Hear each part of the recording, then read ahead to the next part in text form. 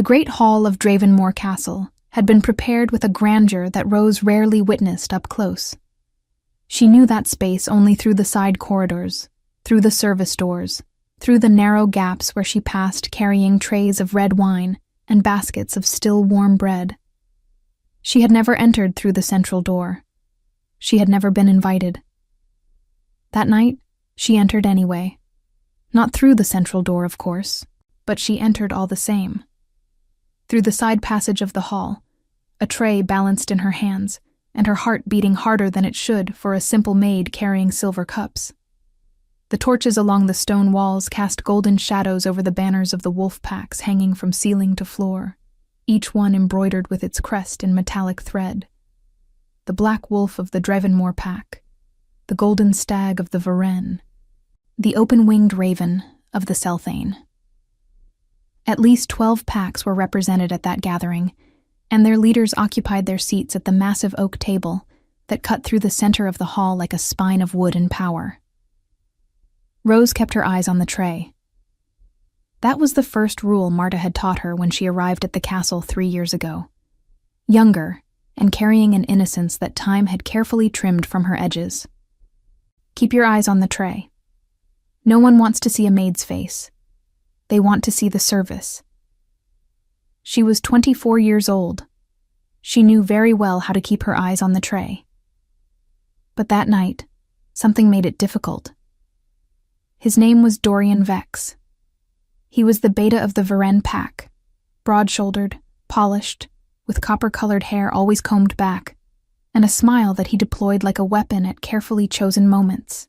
He had noticed Rose 6 months ago, during a smaller gathering, when she had dropped a cup near his chair, and he had picked it up before she could, pressing it back into her hands with fingers that lingered a moment too long. After that, he began looking for her. He sent messages through the kitchen boys. He left small things at the servants' entrance. A dried flower once, a folded piece of parchment with words that made her cheeks burn. He told her, in the low voice he used when no one important was listening, that she was different from the other maids, that he saw something in her, that when the great council gathered at Dravenmore, he would acknowledge her in front of his pack, that he would make clear, before everyone, that she was under his protection. Rose had believed him. She was not naive enough to think it would be a declaration of eternal bond.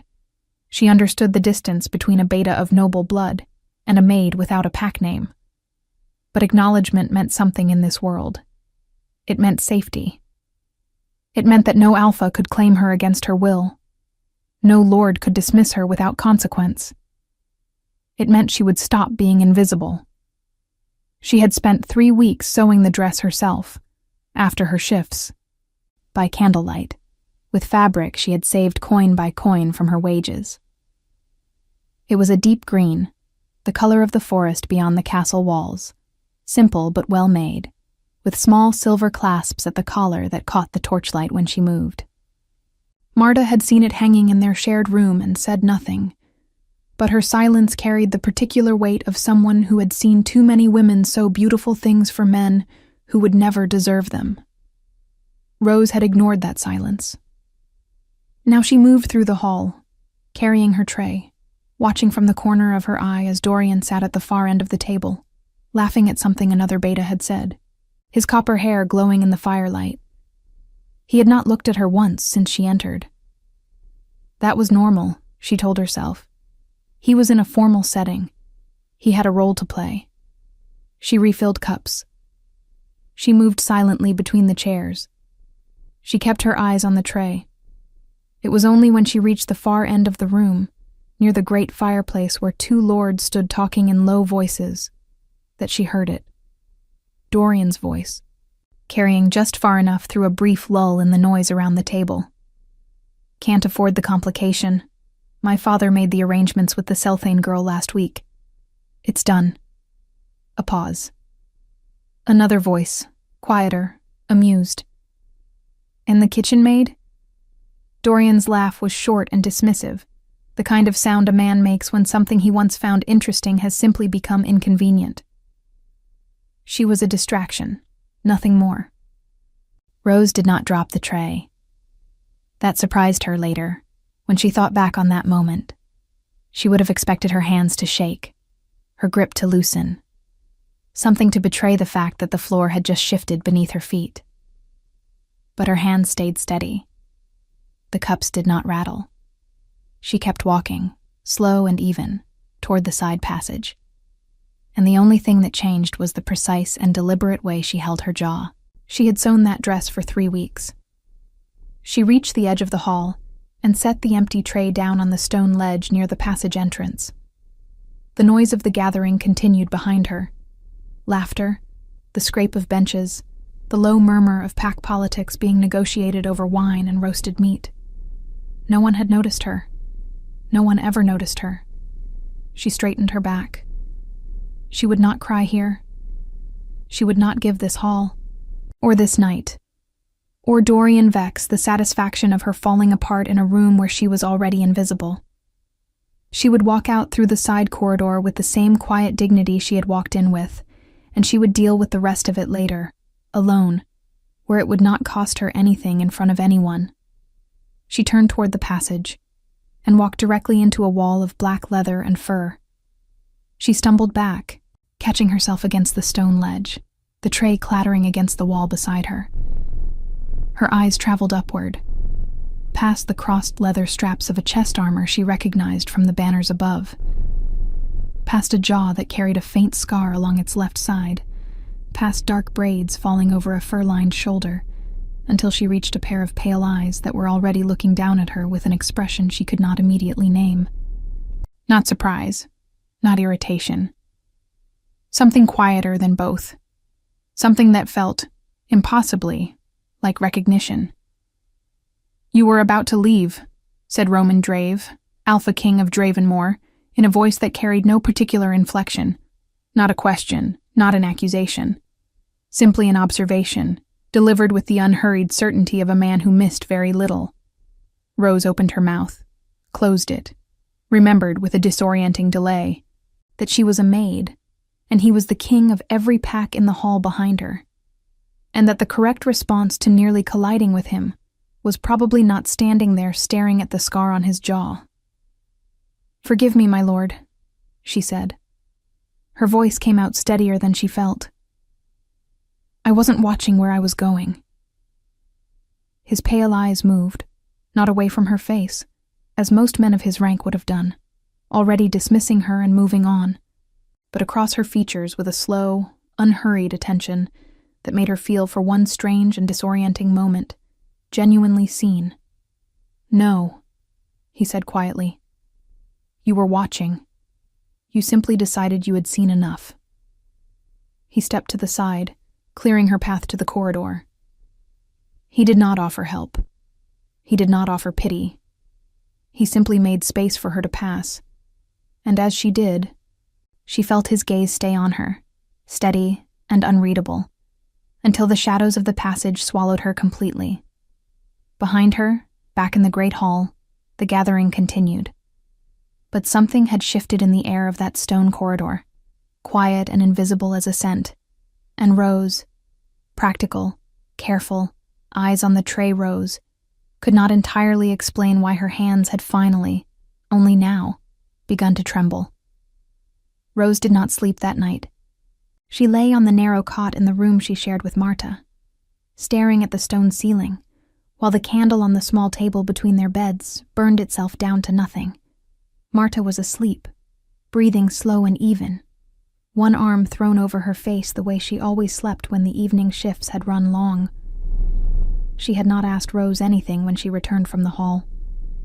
She had simply looked at the green dress, still perfectly intact, still with its small silver clasps catching the last of the candlelight, and said nothing at all. That silence again, the particular kind that knew too much. Rose folded the dress carefully before she lay down. She did not throw it away, did not tear it, did not do any of the dramatic things that the burning in her chest might have justified. She folded it with the same precise care she had used to sew it, smoothed the fabric flat, and set it in the bottom of her trunk beneath 2 linen shifts and a worn wool blanket. Then she lay down and stared at the ceiling and told herself, with the firm and practiced voice she used for difficult things, that she was fine. She was not fine. It was not only the humiliation, though that sat in her chest like a stone. The casual dismissal in Dorian's voice. The way he had laughed. The way the other man had laughed with him. The way both of them had moved on to the next topic within seconds, as though she were a minor administrative matter that had already been resolved. It was not only the 3 weeks of candlelight and careful stitching, or the small, careful hope she had allowed herself to carry without examining too closely. It was the eyes, pale and steady and unhurried. Watching her face with an attention that felt nothing like the way Dorian had ever looked at her. Dorian, who had looked at her the way a man looks at something he wants, but does not particularly value. Roman Drave had looked at her the way a man looks at something he is trying to understand, as though she were a text written in a language he already spoke but had not expected to find in that particular corridor, in that particular moment, carried by that particular woman in a green dress with silver clasps. You were watching.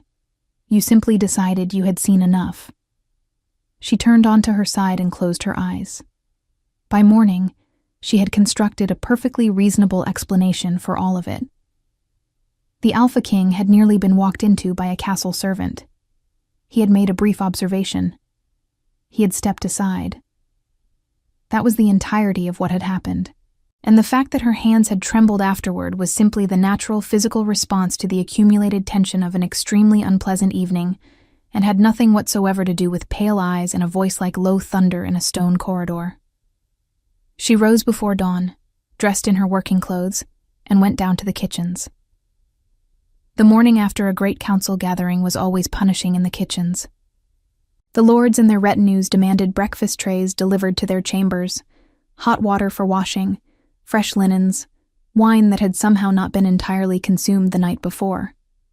The kitchen was a controlled storm of steam and shouted instructions, and Rose moved through it the way she always moved through difficult things, head down, focused, efficient, one task at a time. It was Etta who found her first. Etta was 19, 2 years younger than Rose, with dark eyes that missed nothing, and a mouth that reported everything it witnessed with cheerful immediacy.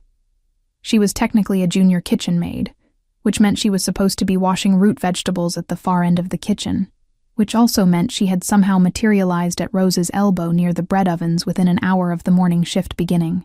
"You're not going to believe what I heard from the Lord's corridor this morning," Etta said, pitching her voice low enough to be private and loud enough to be absolutely certain Rose heard every word. "I probably will believe it," Rose said, loading warm rolls onto a tray. "And I don't need to hear it. The Alpha King asked about you." Rose's hand stilled for exactly 1 second. Then she continued loading rolls. "He asked Wren. You know Wren, the head chambermaid for the East Wing. He asked her who the maid was in the green dress near the side passage last night." Etta's eyes were bright with the particular delight of someone delivering information they have correctly identified as significant. Wren said she didn't know, because Wren never actually knows anything useful, and apparently he just nodded and walked away. But he asked, "Rose." "He probably wanted to report that I nearly knocked him over," Rose said, which would be fair. "The Alpha King does not personally ask head chambermaids for the names of servants because he wants to file a complaint about corridor navigation," Etta said, with the withering patience of someone who felt she was being deliberately obtuse. "He asked because he wanted to know who you were." Etta: "I'm just saying what happened. Go wash the vegetables." Etta retreated, but the look she left behind was the look of someone who intended to revisit the topic at the earliest available opportunity. Rose picked up the tray and carried it toward the East Wing corridor, keeping her expression carefully neutral and her mind carefully blank on the subject of the Alpha King's questions, and mostly succeeding at both. She was sent to the upper floors after the midday meal. The East Wing of the upper floors housed the most significant guests, the pack leaders and their immediate retinues, the lords who warranted the larger chambers with the better hearths, and the windows that faced the valley rather than the kitchen yard. Rose had been assigned to this wing for the duration of the council, which was a mark of trust from the head housekeeper and a source of mild terror for Rose, who preferred tasks that kept her below the levels where important people moved. She was changing the linens in the third chamber when she heard voices in the corridor outside. Low, male, discussing something in the clipped shorthand of men conducting business. She kept working. Smooth the sheet, tuck the corner, move to the next side. The voices paused outside the door. "The Selthane proposal is reasonable on its surface," said a voice she didn't recognize. "But the territorial clause is a problem. Crest won't agree to. I'll review it tonight." That voice she recognized, low even, carrying no particular urgency. The voice of a man for whom very few things were urgent, because very few things were beyond his capacity to resolve. She tucked the second corner, smoothed the linen flat. The door was open, as it was supposed to be when a maid was working inside. She did not look toward it. She moved to the far side of the bed and continued working. Footsteps in the corridor, stopping. The green dress. She looked up. Roman Drave stood in the doorway. He was not in full formal armor as he had been the night before. He wore a dark linen shirt with the collar open, leather bracers on his forearms, his dark braids pulled back. He looked slightly less like a figure from a banner, and slightly more like a man, which was in some ways more unsettling. The scar along his jaw was more visible in the daylight that came through the chamber window. His pale eyes found her immediately, without searching, as though he had simply known she would be there. Behind him, several steps back in the corridor, a broad man with a shaved head and a carefully neutral expression stood waiting. The beta, she realized. His beta. "My lord," Rose said. She straightened from the bed. "I apologize. I'll be finished shortly.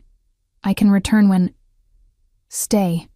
He stepped into the room, not far, just past the threshold, enough to clear the doorway. His gaze moved briefly around the chamber, then returned to her with that same unhurried attention. "Wren didn't know your name." Rose looked at him steadily. "Rose, my lord. I work the East Wing during council gatherings." "Rose." He said it the way he seemed to say everything, quietly, without particular ceremony, as though he were noting a fact that he intended to keep. "How long have you been at Dravenmore?" 3 years, my lord." Something shifted almost imperceptibly in his expression. Not surprise, exactly. More like a man recalibrating a calculation. 3 years, he said, "and I haven't seen you before last night." "You wouldn't have, my lord. I work below stairs mostly. I'm not usually assigned to the upper floors." "Why were you in the main hall last night?" The question was direct and without accusation. Rose met it the same way. "I was serving, and then I was leaving." A pause. In the corridor, his beta shifted slightly, barely perceptible, the movement of a man exercising considerable patience. Roman's gaze dropped for just a moment to her hands, then returned to her face. "Your cloak," he said. "It's caught on the latch behind you." She turned. The corner of her gray working cloak had indeed snagged on the iron latch of the wardrobe door while she'd been making the bed, pulling slightly at the fabric near her shoulder. She reached for it. "Allow me." He was already there, crossing the room in 3 quiet strides, his fingers finding the caught fabric with a practical efficiency that suggested a man accustomed to managing his own gear in the field. He freed the cloak carefully, smoothed the corner back into place against her shoulder, and stepped back. He was close enough that she could smell the leather of his bracers and something underneath. Wood smoke and cold air and something darker, like rain-soaked pine, that she recognized instinctively, somewhere below conscious thought, as belonging specifically and entirely to him. She turned to face him. He had not stepped very far back. "Your beta is waiting outside," she said. Her voice came out even. She was proud of that. Something moved at the corner of his mouth. Not quite a smile. The suggestion of one, brief and controlled and oddly, unexpectedly warm. "I know," he said. He held her gaze for one moment longer than necessary, then stepped back, turned toward the door, and walked out into the corridor. "Don't step out yet," he said, without looking back. "Give it a moment. Crest gets anxious in narrow corridors." She stood in the middle of the chamber, her heart doing something complicated in her chest, and listened to the footsteps move away down the corridor until they were gone. From outside, distantly, she heard his beta say something in a low and extremely long-suffering tone. And then, for the first time since the night before, Rose almost smiled. The council was scheduled to last 5 days. Rose learned this from Etta, who had learned it from one of the stable boys, who had apparently overheard 2 pack lords discussing the agenda while their horses were being watered. Information traveled through the servant corridors of Dravenmoor, the way water traveled through stone, finding every available crack, moving quietly and persistently until it reached every level of the castle. 5 days. Rose told herself this was useful logistical information for planning the cleaning rotations and nothing else.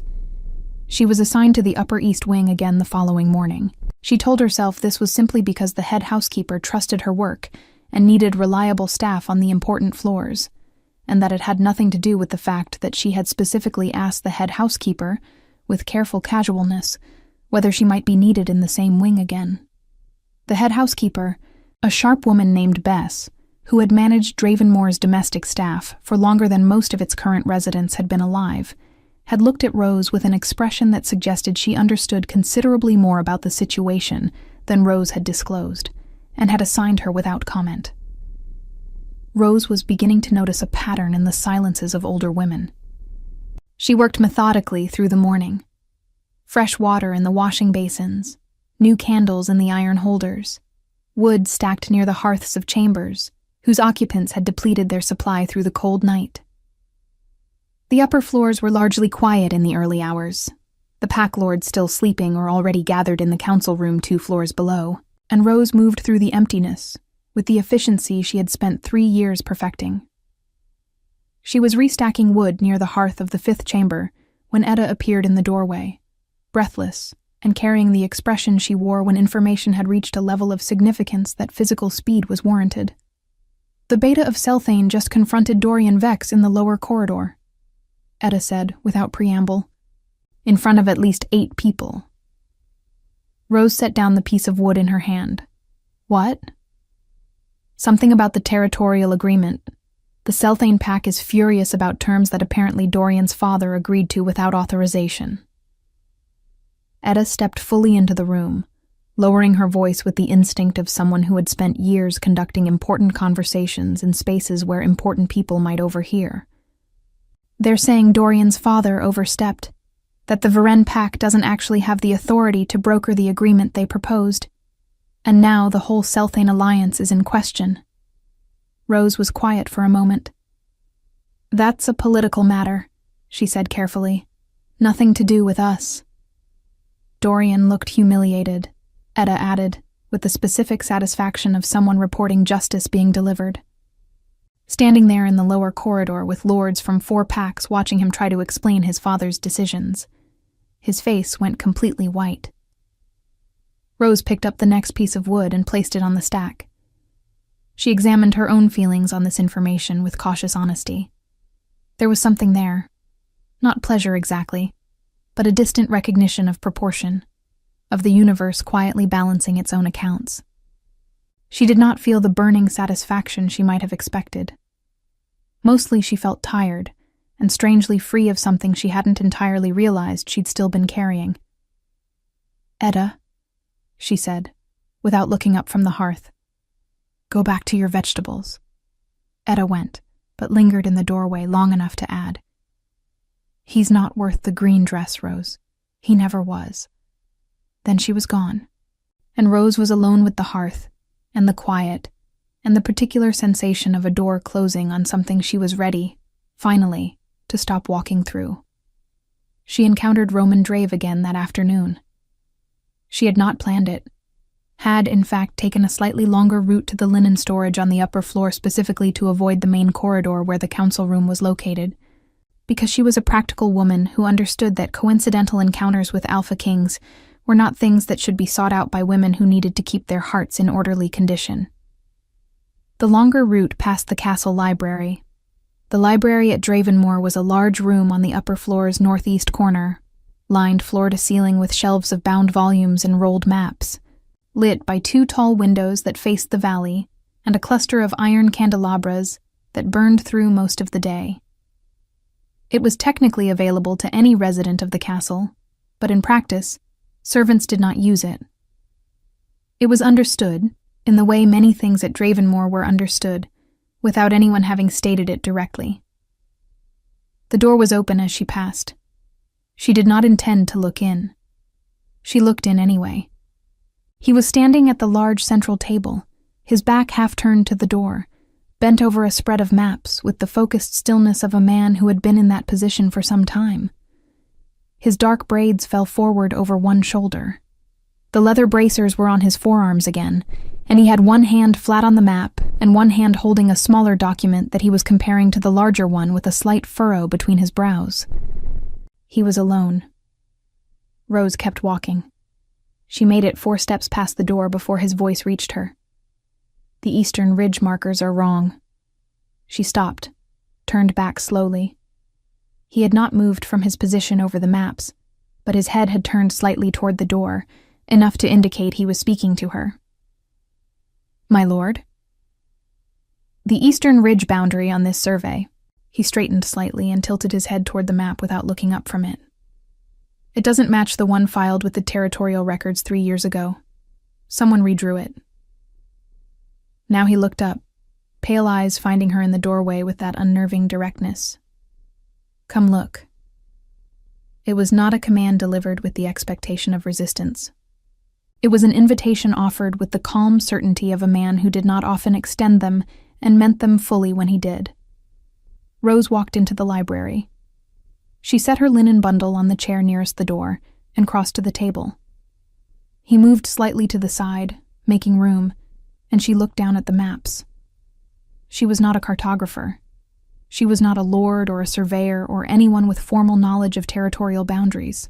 But she had grown up on the eastern edge of the valley before coming to the castle, in a village that sat directly on the ridgeline in question, and the markers he was indicating were ones she had walked past as a child. "That stream," she said, pointing to a line on the older map. "It runs north of the ridge, not through it. Whoever drew the new version moved the boundary line south by at least half a league." Roman looked at her. Not with surprise. With that recalibrating expression she was beginning to recognize, the one that appeared when she said something that confirmed a calculation he had already been running. "You know this area," he said. "I grew up near Crestfall Village, on the eastern ridge." She straightened from the map.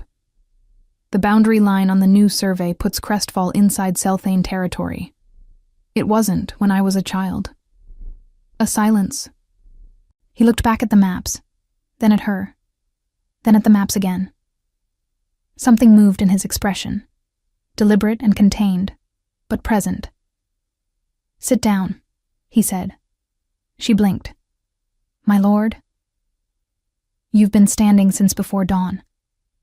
He said it without looking at her, reaching for a blank piece of parchment from the edge of the table. "Sit down and tell me exactly where the stream runs." Rose sat down. She was aware, with a clarity that was almost amusing, of how entirely improbable this moment was. A maid without a pack name, sitting in the Dravenmoor library across a map table from the Alpha King of every territory visible through the windows, describing the geography of a childhood she had mostly tried to leave behind. But he asked precise questions and listened to the answers with complete attention. And he did not once make her feel that what she was saying was anything less than exactly as useful as he had expected it to be. They worked through the map for nearly an hour. At some point, Crest, his beta, appeared in the doorway with the expression of a man who had learned to carry his concern very quietly. He looked at Rose. He looked at Roman. He looked at the maps. He withdrew without saying anything, which Rose suspected represented considerable personal restraint on his part. When they had finished, Roman rolled the corrected notations and set them aside. He looked at her across the table with an expression that had settled into something quieter than his usual careful neutrality. Something that was almost, Rose thought, simply a man sitting across a table from someone whose company he found unexpectedly worthwhile. "You should have been consulted before the survey was filed," he said. "I'm a maid, my lord. You're someone who knows where the stream runs." He held her gaze. "Those are not always different things." Rose looked at him. The afternoon light came through the tall windows and fell across the table between them, across the maps they had just corrected together, across the space that separated a king from a woman who had sewn a green dress by candlelight for a man who had called her a distraction. "Your beta came to the door twice while we were working," she said. "I know. The council reconvenes in an hour." "I know that, too." A pause. The candles in the iron holders burned steadily in the still air of the library. "Then I should return to my work," Rose said. She stood, smoothed her apron, picked up her linen bundle from the chair by the door. She paused at the threshold and looked back. He was still watching her, still with that expression she could not entirely name, one hand resting on the corrected map. "Thank you," he said. Simply, directly, with no ceremony. Rose nodded once. Then she walked out into the corridor, and this time she did not almost smile. She smiled fully, briefly, facing the empty hallway where no one could see it. Then she straightened her back and went back to work. The fourth day of the council brought rain. It came in the night, slow and heavy, and by morning it had settled into the kind of persistent gray that turned the valley beyond the castle windows into a soft, indistinct wash of green and mist. The torches in the corridors burned with more importance than usual, filling the stone passages with a warmth that the weather outside made genuinely necessary, and the smell of the castle shifted.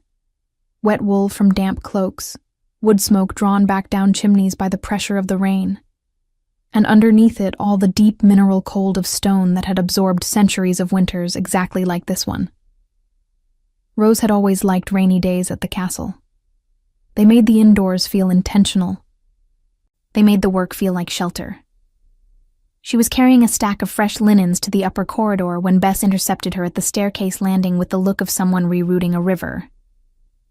"Change of assignment," Bess said, with the clipped efficiency she used for all logistical communications. "The Alpha King's chamber. Full service. Fresh linens, water, candles, hearth. His usual attendant has a fever." Rose stood very still for exactly the length of time she could justify as processing a routine instruction. "Of course," she said. Bess's expression did not change. "Third door from the north end. The one with the iron wolf on the latch." She paused, already turning away. "Do it properly, Rose." "I always do it properly." "I know," Bess said, which was somehow both a compliment and a warning simultaneously. And then she was gone down the staircase with the decisive footsteps of a woman who had delivered her message and had 17 other things to manage. Rose stood on the landing for a moment longer.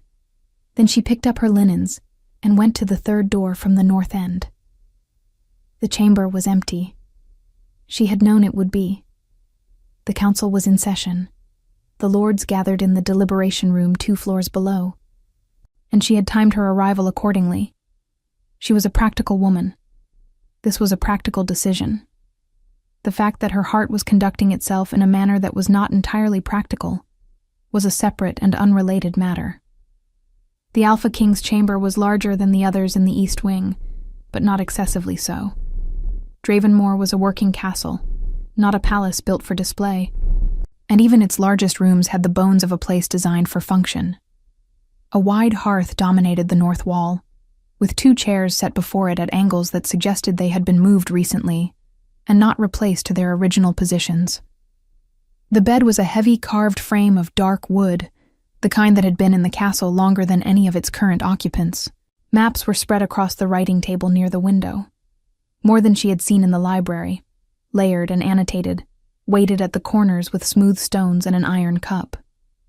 His personal effects were minimal. A leather saddlebag near the wardrobe, a set of bracers on the table beside the maps. A dark cloak hung on the iron hook near the door, and on the back of one of the chairs before the hearth, draped with the carelessness of something removed quickly and left without thought, the heavy fur-lined manto she had seen him wearing at the council gathering the first night. She worked efficiently.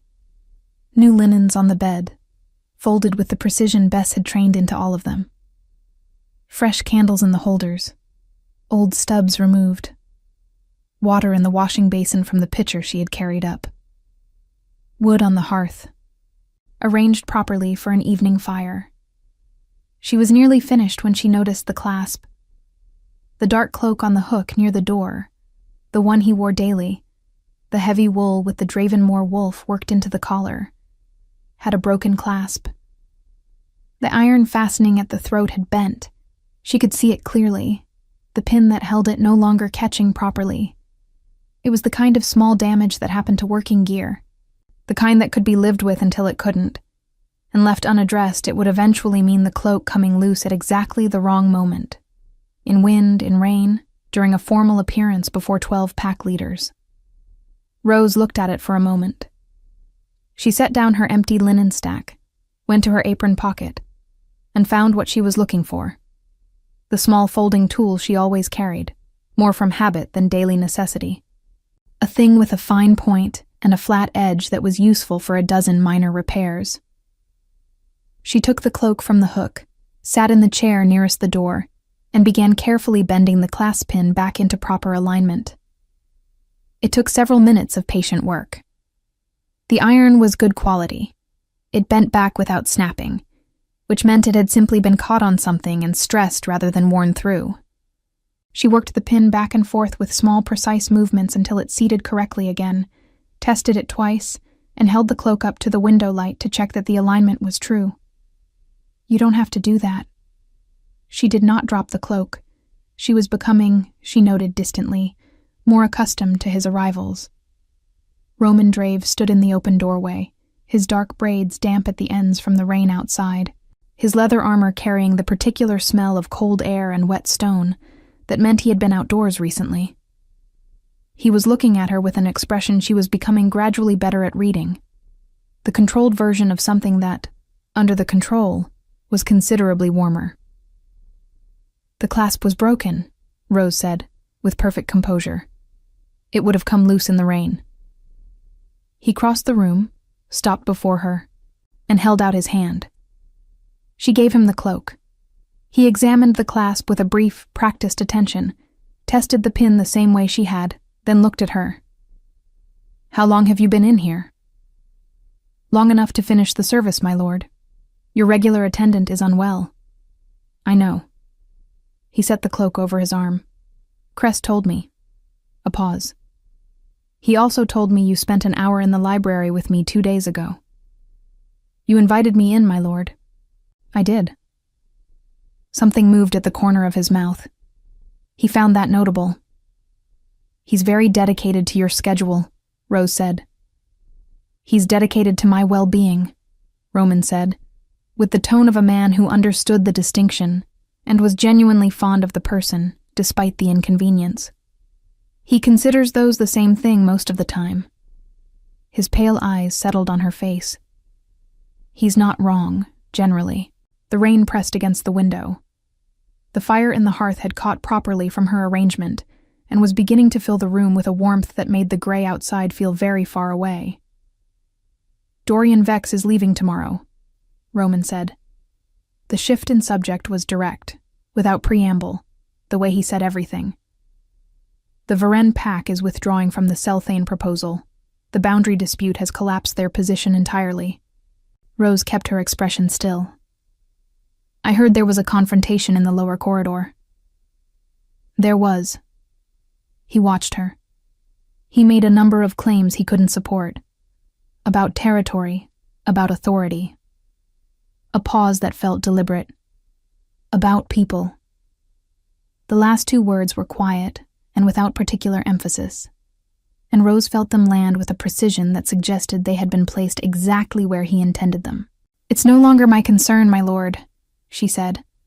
"No," he said. "I don't imagine it is." He held her gaze for a moment, then moved to the writing table and set the cloak across the back of the chair there. He looked at the maps, then back at her. "Sit down." "My lord." "Rose." He said her name the way he had the first time, quietly, as though he were keeping it. "Sit down." She sat. He pulled the second chair around and sat across from her, leaning forward with his forearms on his knees in the posture of a man setting aside formality because he had decided it was no longer useful. In the firelight, with the rain on the window and the maps on the table behind him, he looked less like the figure from the banners and more like someone who was simply, genuinely present in the room with her. "Your village," he said.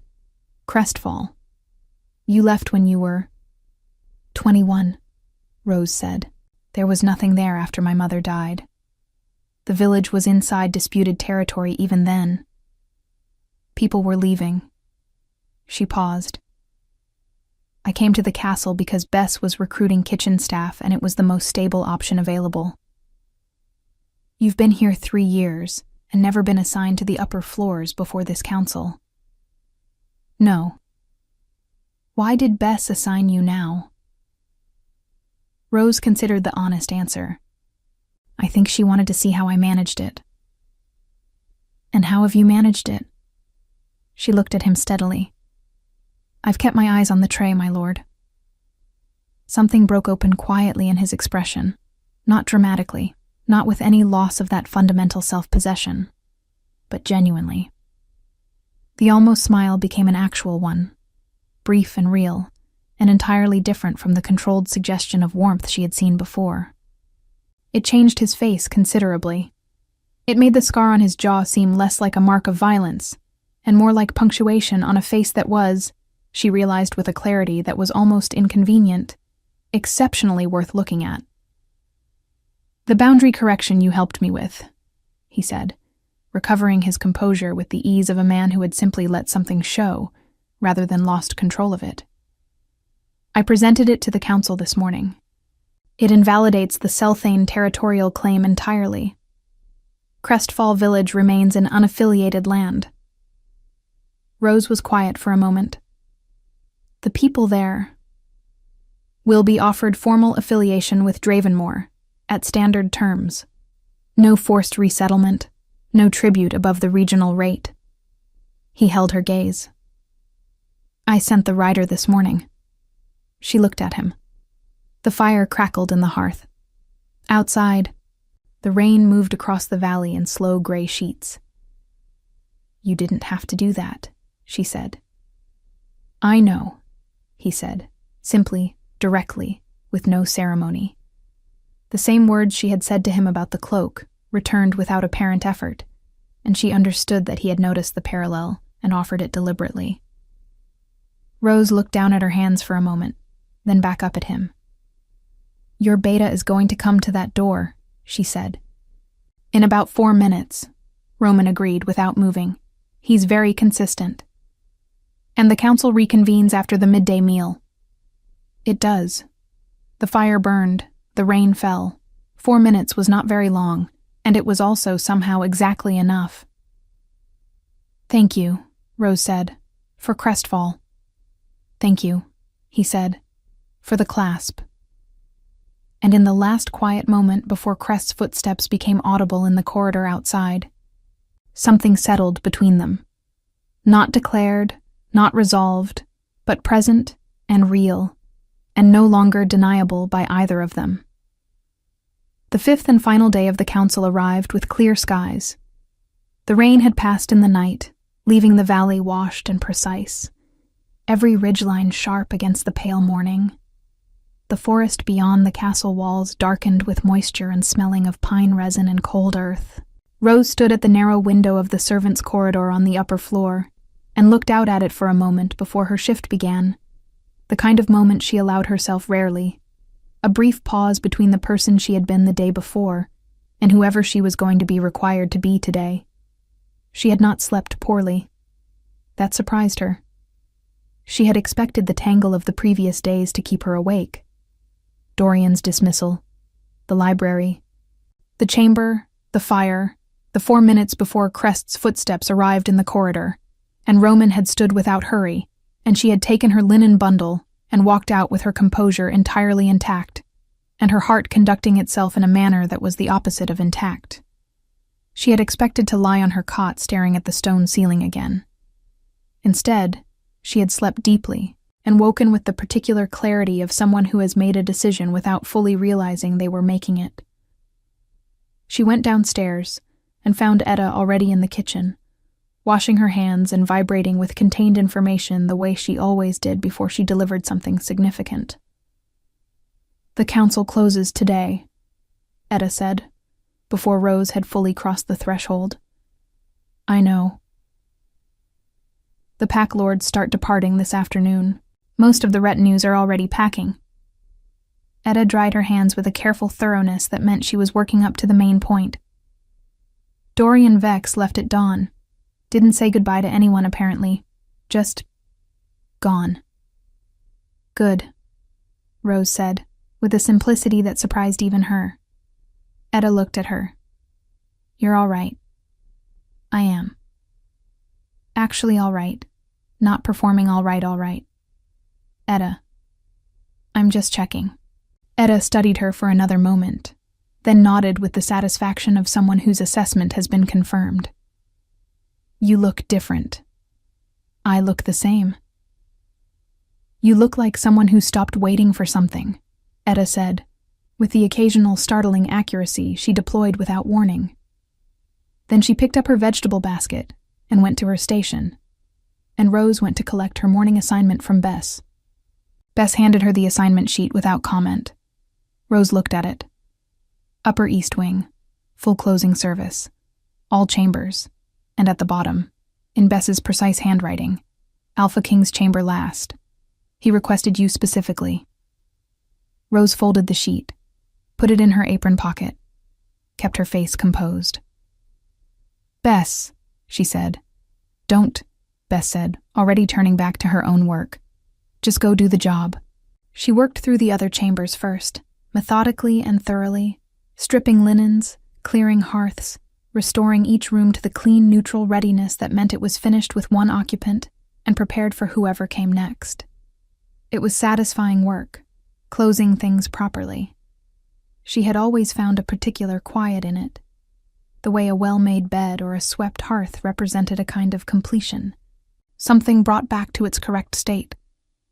By the time she reached the third door from the north end, the castle had begun to empty. She could hear it in the sounds from the courtyard below. Horses, voices, the particular organized noise of retinues assembling for departure. Through the window at the end of the corridor, she could see banners being unfurled in the morning light, pack colors catching the wind as lords and their escorts prepared to ride out. The iron wolf on the latch was cold under her hand. She knocked. A formality at this point, but one she maintained. "Come in." He was at the writing table, which was cleared of maps for the first time since she had been in this room. The stones and the iron cup gone, the surface bare except for a single document he was reading with the focused attention he brought to everything. His saddlebag was packed and buckled near the door. The dark cloak with the repaired clasp hung on its hook, ready. He looked up when she entered. "I'll be quick," she said. "Closing service. I won't disturb. Rose." He set the document down. "Close the door." She closed it, turned back to face him. He had stood from the table and was looking at her across the room with an expression that had shed its last layer of careful neutrality, the way the valley outside had shed the rain, leaving everything cleaner and more precisely visible than before. "I'm leaving this afternoon," he said. "I know, my lord. The council. Roman." She stopped. "My name," he said. "Use it." A pause. "Outside, A horse called in the courtyard, and someone shouted an instruction, and the ordinary sounds of the world continued without particular regard for what was happening in a stone chamber on the upper floor of Dravenmore Castle.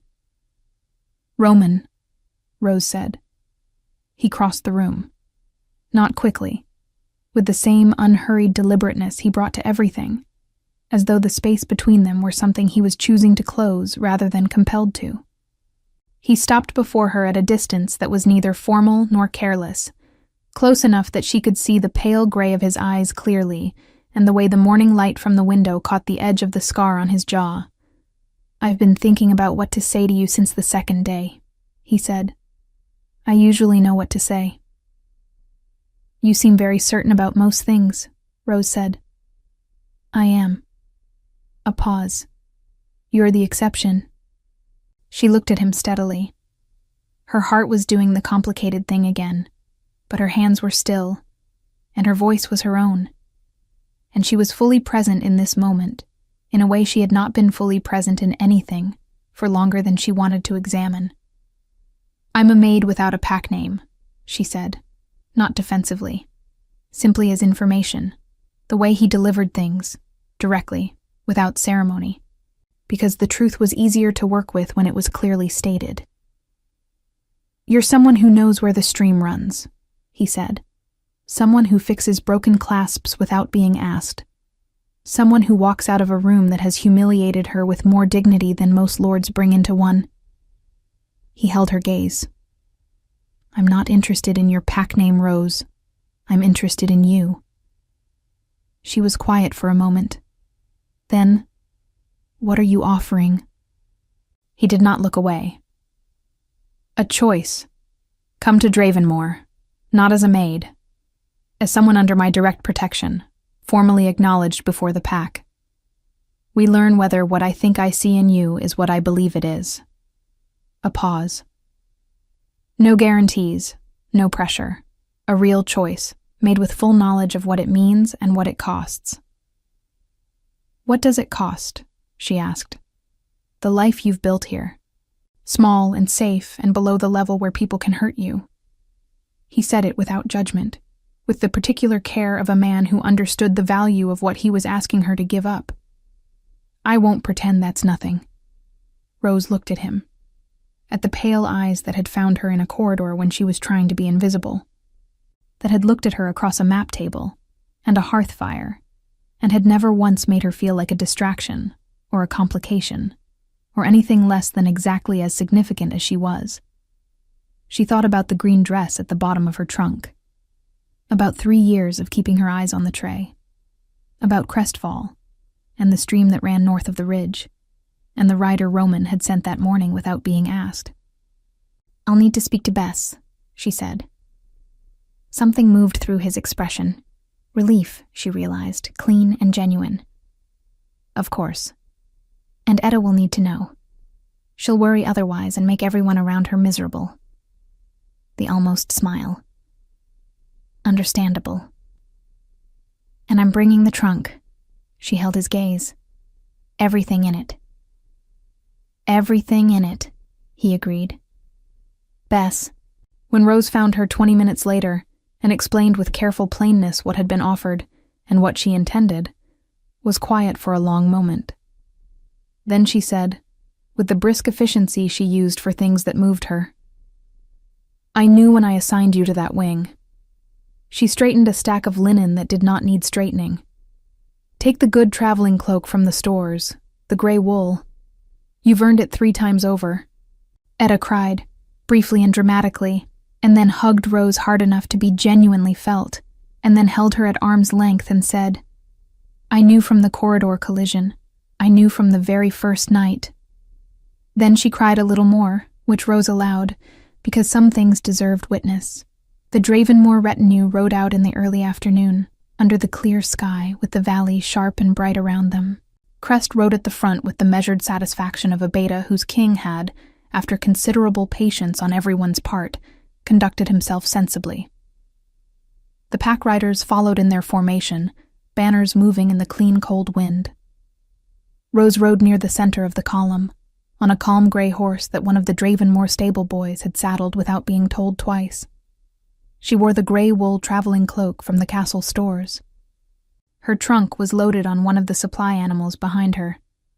Roman rode at the head of the column, where an Alpha King rode. But as they cleared the castle gates and the road opened before them into the valley, he dropped back, unhurried, deliberate, until he was riding beside her. He said nothing immediately. Neither did she. The road ran south along the ridgeline, through stands of pine that smelled of resin and cold water, past the place where the stream ran north of the boundary line that someone had tried to move and failed, through a landscape that Rose had grown up in and left, and was now, in some form she had not yet entirely defined, returning to. After a while, Roman said, "Crest wants me to know he approves. Did he tell you that?" "He told me by not complaining for the last 2 hours, which for Crest is essentially a formal declaration." Rose looked ahead at the road. The pine forest opened onto a long, clear view of the valley, the Dravenmore territories spreading south and east in the afternoon light, enormous and settled and real. "I used to think," she said, "that being seen by the right people was a matter of luck. And now?" She considered. "Now I think it's a matter of being exactly who you are, clearly enough, long enough, that the wrong people stop mattering." Roman was quiet for a moment. "Then, that took you 3 years. "It took me 5 days, Rose said. "The 3 years were practice." He looked at her. The scar on his jaw caught the afternoon light. His pale eyes held something that was no longer restrained or measured or carefully neutral. Something that was simply, straightforwardly warm, the way a hearth fire is warm when you have come in from the cold and the door is closed behind you. They rode south through the valley, through the clean air and the pine-scented cold, toward Dravenmore and whatever came next. In the months that followed, Rose was formally acknowledged before the full pack, not as a maid, not as a ward, but as Roman's chosen companion, presented at the winter gathering with a directness that left no room for question or qualification. Crest stood to her left during the acknowledgement, with the expression of a man whose considerable investment in the outcome had been fully vindicated. Etta, who had been invited to join the Dravenmore household staff, and had accepted with an immediacy that suggested she had been waiting to be asked, stood in the back of the hall and cried again, this time without any attempt at discretion. Dorian Vex's name was spoken once more in Rose's presence, by a minor lord who mentioned the Varen Pack's continued political difficulties without knowing her history with them. She received the information with the mild interest of someone hearing news from a country they had once visited and did not intend to return to. The green dress came out of the trunk eventually. Rose wore it one evening in the Dravenmore library, surrounded by maps and candlelight, while Roman read across the table from her, and Crest sat near the door pretending to review correspondence and actually ensuring no one disturbed them. The small silver clasps caught the light exactly as she had imagined they would, on the night she had sewn them in by candlelight, in a shared room in a castle, where she had kept her eyes on the tray, and told herself that was enough. It had been enough, for what it was. This was more. Roman looked up from his reading, and saw the dress, and saw her face, and said nothing. Because he understood, in the way he understood most things, that some moments did not require words. He simply looked at her with those pale, steady eyes that had found her in a corridor when she was trying to disappear. And she looked back, and the candles burned in the iron holders, and outside the Dravenmore valley lay quiet and dark, and entirely hers. She was not the maid who kept her eyes on the tray anymore. She was Rose of Dravenmore, and she was exactly, entirely, irrevocably home,